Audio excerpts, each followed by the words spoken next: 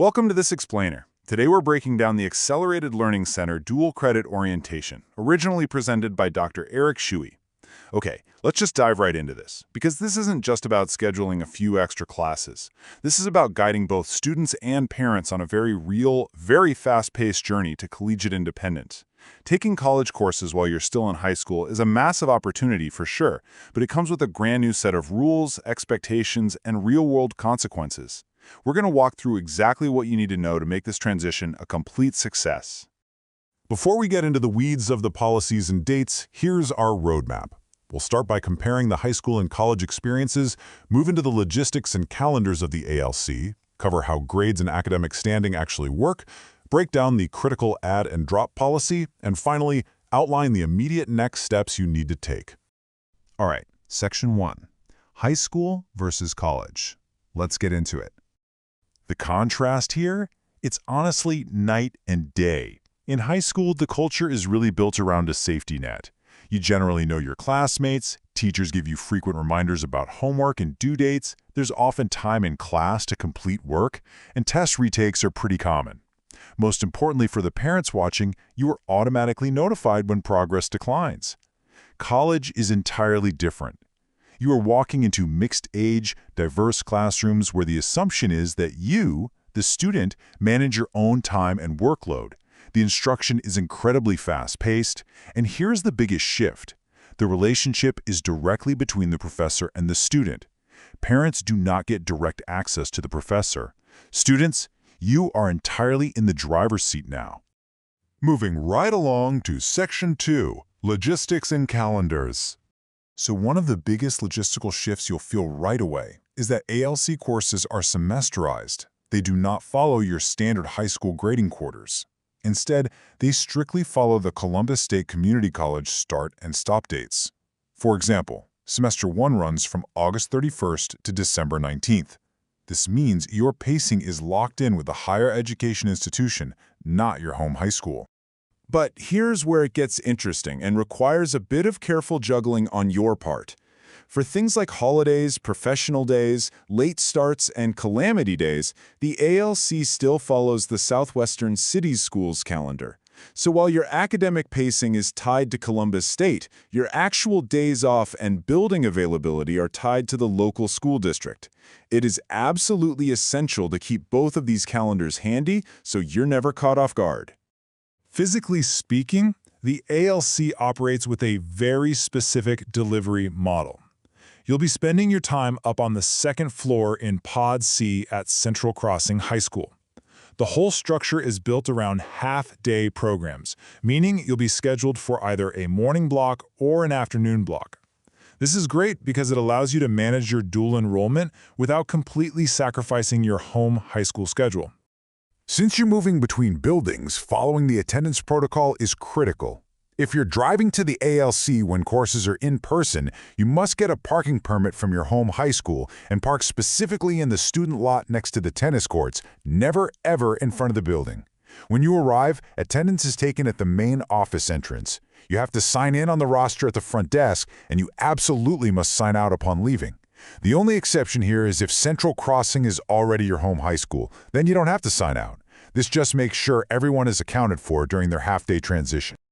Next up, Section 3, Grades and Academic Standing. This is a big one.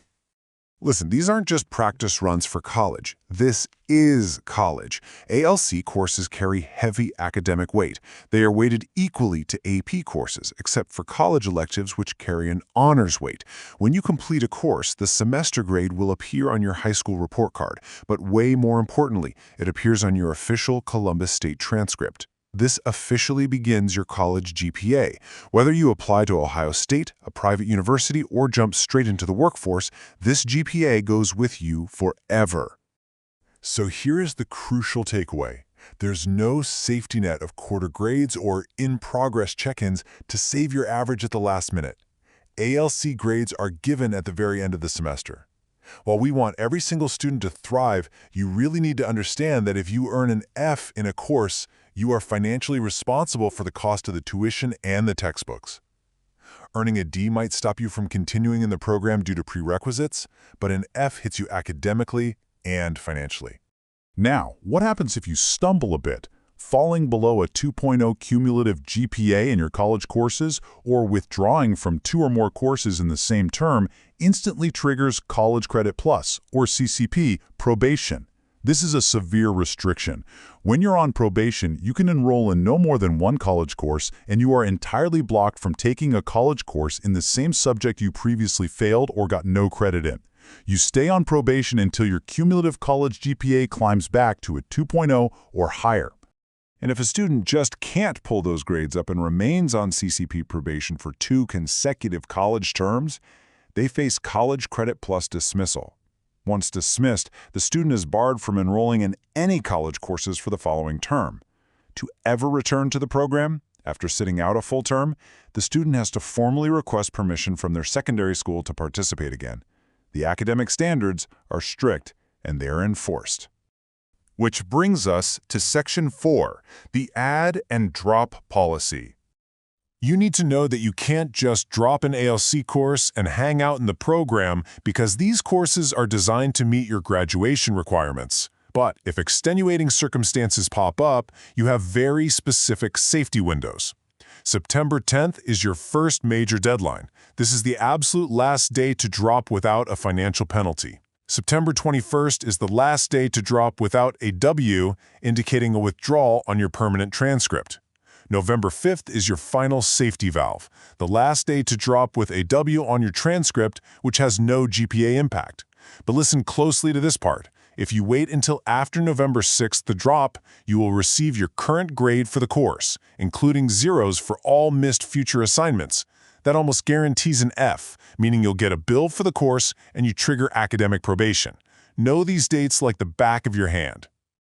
Finally, Section 5, next steps for success. To really crush it in this environment, you've got to build daily habits right now. You must embrace the college culture. This means reading and strictly following the course syllabi. That is literally your contract for the semester. You need to become completely fluent in navigating Blackboard, CougarWeb, and Turnitin.com. You absolutely must check your Columbus State email account every single day. Professors will not email your high school account.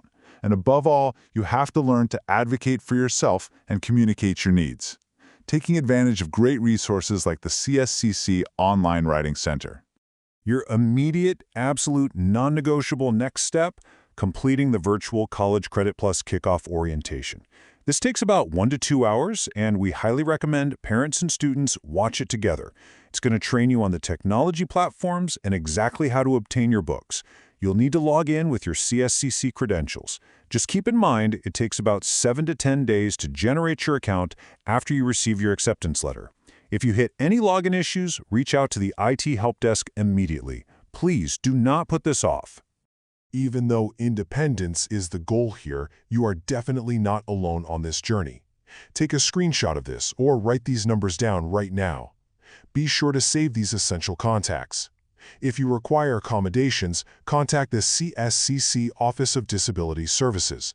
Your primary point of contact for college academics is your SWCS College Advisor, Kayla Patterson. And, of course, you should maintain close contact with your home high school counselor for any high school graduation requirement questions. So, we've covered the calendar juggling, the severe reality of a permanent college transcript, and the critical habit of self-advocacy. The Accelerated Learning Center offers an incredible head start, but it demands a truly adult level of commitment. With the expectations clear and the safety nets established, the only question left for both students and parents staring down this opportunity is, are you ready to take the wheel and embrace this new level of academic responsibility?